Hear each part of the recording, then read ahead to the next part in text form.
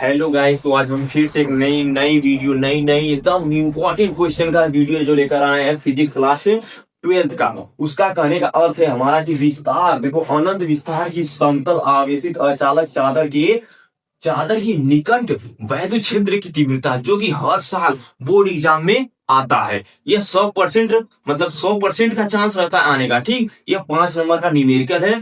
इसको सॉल्व कर लोगे तो 5 नंबर मिल जाएगा पेपर में। कहने का हमारा यह तात्पर्य। इसको सॉल्व कैसे करेंगे, इसको हम बारीकी से, एकदम बहुत बारीकी से स्टेप बाय स्टेप बताएंगे, ताकि तुम सब एकदम कॉपी में एकदम विस्तार से कर सको, ताकि जो एग्जामिनर है वह देख के मतलब कॉपी तुम्हारा 5 नंबर तुमको दे दे। ठीक, पहले इसको करेंगे इधर का, फिर इसको करेंगे इधर का, फिर टोटल को जोड़ देंगे, फिर वह वैद्युत क्षेत्र की तीव्रता निकल जाएगी, यानी क्षेत्रफल की तीव्रता निकल जाएगी निकट का। अब इसको सॉल्व कैसे करेंगे, पहले इसको उठाते हैं तो लिखेंगे क्या, देखो पहले उठाएंगे, जब लिखेंगे तो d51 बराबर d51 बराबर यहाँ से ई को पकड़ लेंगे। ये देखो ये पकड़ लिए। अब कुछ ज्यादा करना नहीं है, इस फिगर में से ही पकड़ कर रहे हैं। देखो फिर इसको कर लेंगे इंटू डी हो जाएगा, फिर ये तुम्हारा इतना आ जाएगा। और यहाँ पर देखना कॉस थीटा का प्रयोग हो रहा। क्यों? क्योंकि इसमें देखो कॉस थीटा बराबर क्या होता है, सभी लोग पढ़े होंगे ना, आधार बटा कर्ण होता है, कर्ण बटा आधार होता है। इतना सभी लोग ध्यान देना, क्योंकि देखो मेन पॉइंट चुकना रहता है ना।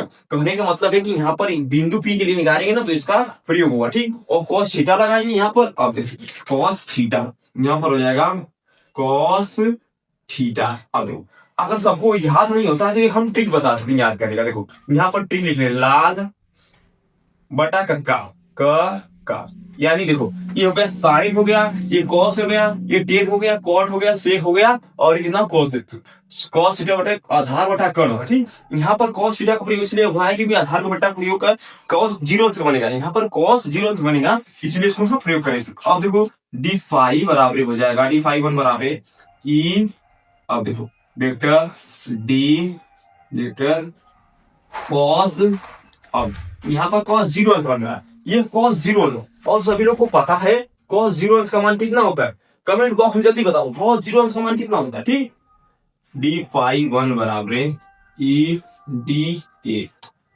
अब एक बात ध्यान देना, cos 0 अंश का मान 1 होता है। अगर हम cos 0 का मान देखो, अगर हम cos 0 का मान 1 आए तो यहाँ पर 1 में रख के फिर मल्टीप्लाई करेंगे, सेम वही मिलेगा। ठीक, cos 0 अंश का मान 1 होता है, इंटू गुणे में 1 कर देंगे। ठीक, इसका मान 1 होगा। अब देखो d51 बराबर ई डॉट इतना हो जाएगा। अब देखो अब क्या करेंगे, अब इसको सॉल्व करने से पहले इसको लिखेंगे। अब ये तो छोटे तल करें, अब इसको लिखेंगे संपूर्ण, यानी समाकलन करेंगे। संपूर्ण तल की निकालने के लिए समाकलन करेंगे। ठीक, समाकलन, तो इसका संपूर्ण के लिए निकालेंगे हम इधर लिख रहे हैं। देखो ये तुम्हारा था छोटे तल के लिए, ये छोटे तल के लिए, ये तुम्हारा जो प्रोसेस यहाँ से छोटे तल के लिए, यहाँ से हो जाएगा संपूर्ण तल के लिए। देखो यहाँ से हो जाएगा संपूर्ण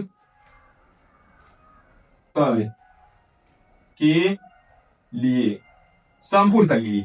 अब देखो यहाँ से देखो ये छोटे तल का था, यहाँ से हो जाएगा संपूर्ण तल के लिए। तो संपूर्ण तल के लिए क्या करेंगे, समाकलन का चिन्ह लिखाएंगे, d51 करेंगे, फिर बराबर की इधर भी समाकलन का चिन्ह लगाएंगे। देखो समाकलन का चिन्ह कैसे, इस पर लगा देंगे।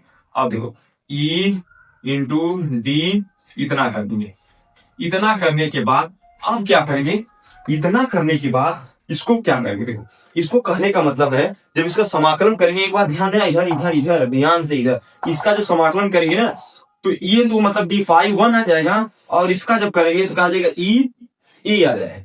क्यों? क्योंकि e अचर पद है और d के साथ जो रहता है वह वही आ जाता है समाकलन करने के बाद। ठीक, अब इस वाले का प्रोसेस को देखो, यहाँ पर इस वाले को किधर बता दें, चलो इधर ही बता दे, इसका इधर ही बता दें।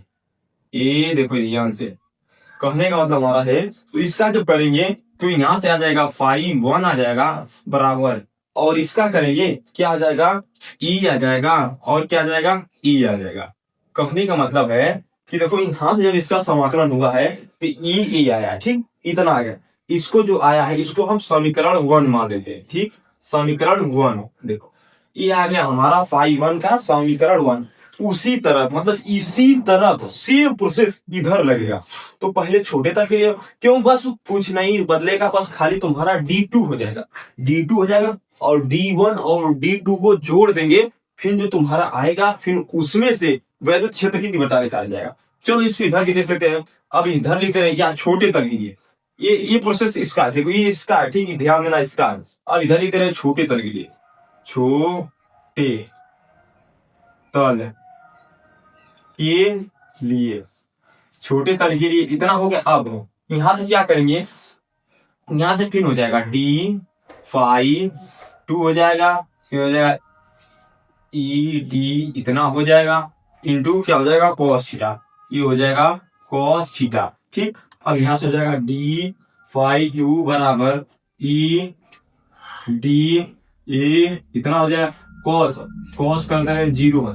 अब एक बात ध्यान देना यहाँ पर कॉस 0 के समान हमने 1 रखा था, तो यहाँ पर भी 1 रखेंगे तो वही मिलेगा, मतलब सेम ही मिलेगा। इसलिए हमें ऐसे एक लाइन शॉर्ट कर समपूर्ण के लिए लिख दे रहे हैं। क्या लिखेंगे, अब लिखेंगे छोटे के लिए हो गया, अब लिखेंगे समपूर्ण के लिए, समपूर्ण तल के लिए, समपूर्ण तल के लिए देखो क्या आ जाएगा, इतना हो जाएगा बराबर ये। देखो ये तुम्हारा अचल पद होता है इसलिए उसको बाहर ले रहे हैं, मतलब वेक्टर हटा दे रहे हैं समपूर्ण के लिए। यहाँ पर हो जाएगा डी ये, अब यहाँ से करेंगे तो हो जाएगा D2 बराबर ये क्या हो जाएगा ई, करने का मतलब ये तुम्हारा हो जाएगा समीकरण 2।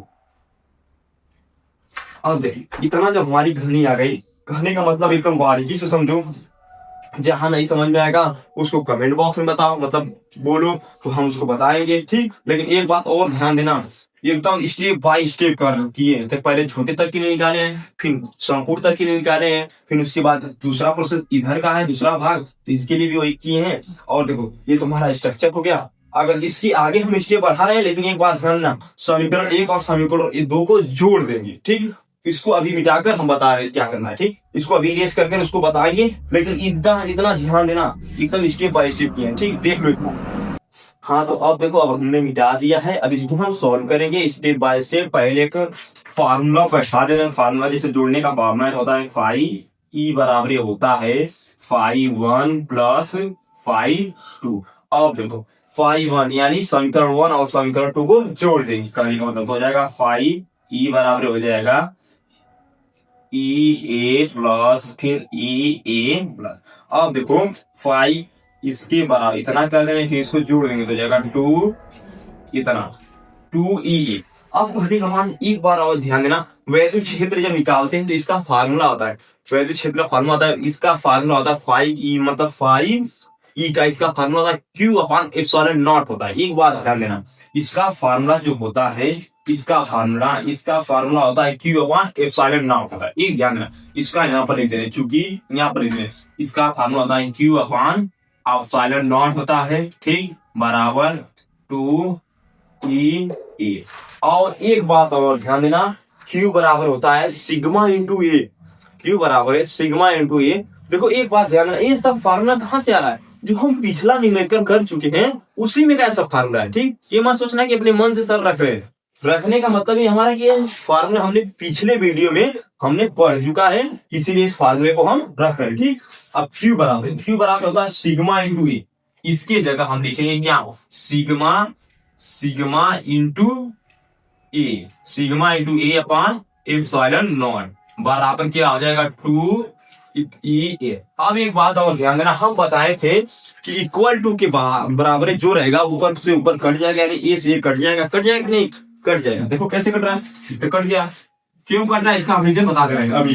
देखो क्यों कट रहा है इसका रीजन बता, सिग्मा बराबर इसको हम नीचे अगर खींचेंगे तो इसके बटे आएगा, ठीक। इसके जब बटे आएगा तो इससे क्रॉस हो जाएगा, कट जाएगा ना, वही हानि होती है इसकी। अब देखो, अब इसके बराबर निकालना, हमको निकालना वैद्युत क्षेत्र की तीव्रता, वैद्युत क्षेत्र की तीव्रता निकालना है। तो देखो कैसे निकलेगा, अब इसको हम मिटा रहे हैं, मिटाने के बाद है तो इसको हम लिखेंगे क्या, इसको लिखेंगे ई बराबर, इसको यहाँ से सॉल्व करते रहे, लिखेंगे ई बराबर क्या लिखेंगे, ये सुपर वाला सिग्मा होता रहेगा, सिग्मा अपान क्या हो जाएगा, सिग्मा अपान हो जाएगा 2ε0।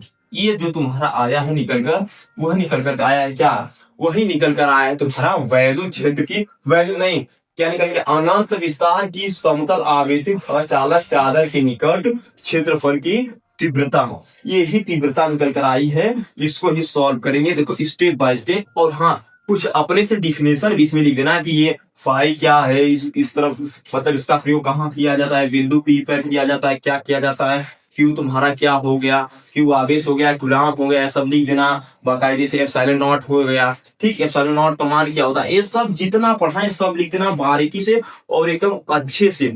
इसको स्टेप बाय स्टेप सॉल्व करना कॉपी में, एकदम हैंड राइटिंग को भी अच्छा करके लिखना ताकि आप लोग को 5 नंबर मिल जाए, ठीक। क्योंकि हम लोग नंबर बटोर ही हम लोग पास होते हैं, ये नहीं कि ये नंबर नहीं बटोरना हमारा काम, हम नंबर लिखकर अच्छा से उठाते हैं तभी अच्छे नंबर मिलता है, ठीक। इस वाली हमारी वीडियो इसको देखना।